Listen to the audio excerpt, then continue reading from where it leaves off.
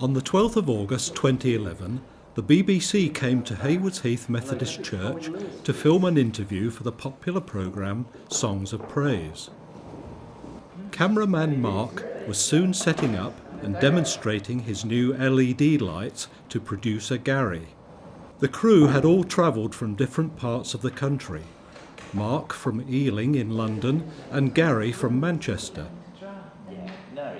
Getting around London as well.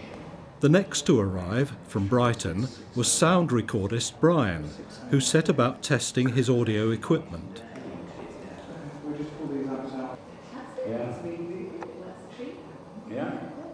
Pam Rhodes, down for the afternoon from Bedfordshire, and Colin Morris from Lewis chatted over a cup of tea whilst the crew made their preparations. Soon Brian was wiring Pam for sound in readiness for the interview. Decided that instead of having straightforward hymns, they would introduce testimony.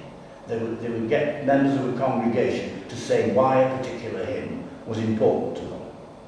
And in a way, that transformed, I think, the whole programme. It gave it much more immediate interest for viewers.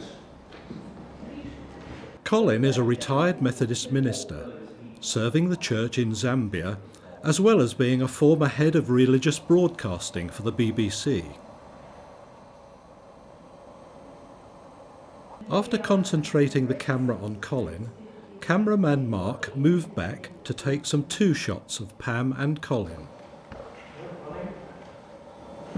Does it surprise you that Songs of Praise is clocking up its half century now? It was then Pam's turn for some close-ups and noddy shots to be later inserted into the final edit. What is Songs of Praise at its very best?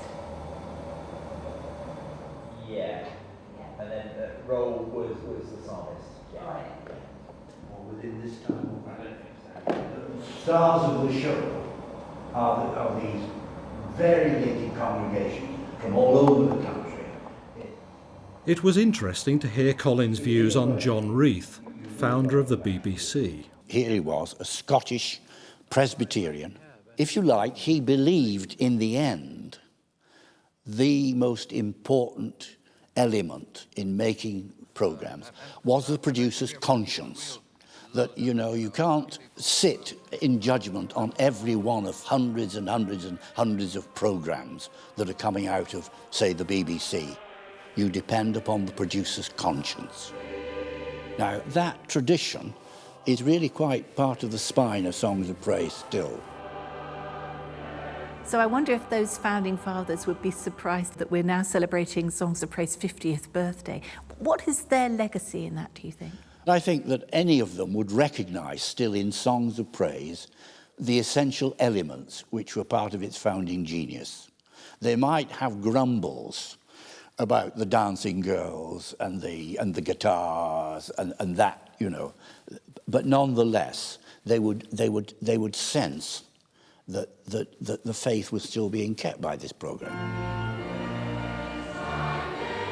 It is often said that Songs of Praise is folk religion, and that is exactly what it is, because that's how hymns originate. Most of religion is run by professionals, parsons, theologians. But hymns are where the congregations strike back. The theologians can say a hymn is absolute doggerel. But if a congregation decides to take it to its heart, sooner or later it will end up in one of the hymn books. Pam also recorded some voiceovers for the programme.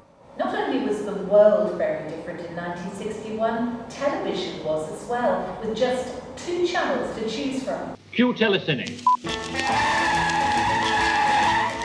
50 years ago, the world was very different. The first manned space flight had only just taken place. Yet most trains were still powered by steam. And television was in black and white. Just as the 60s were about to swing, a new TV series was commissioned to feature congregations singing in their own churches. It was called Songs of Praise.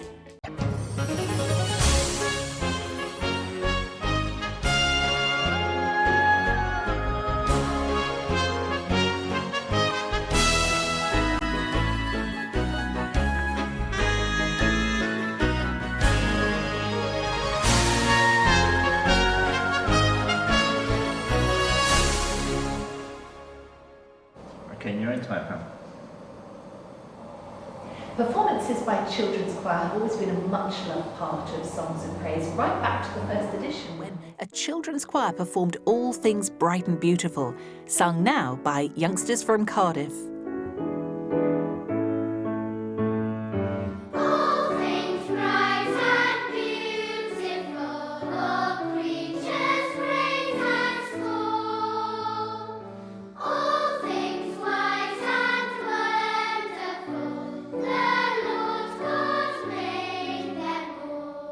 It was good to see Haywards Heath playing a part in the 50th anniversary of this much-loved television programme.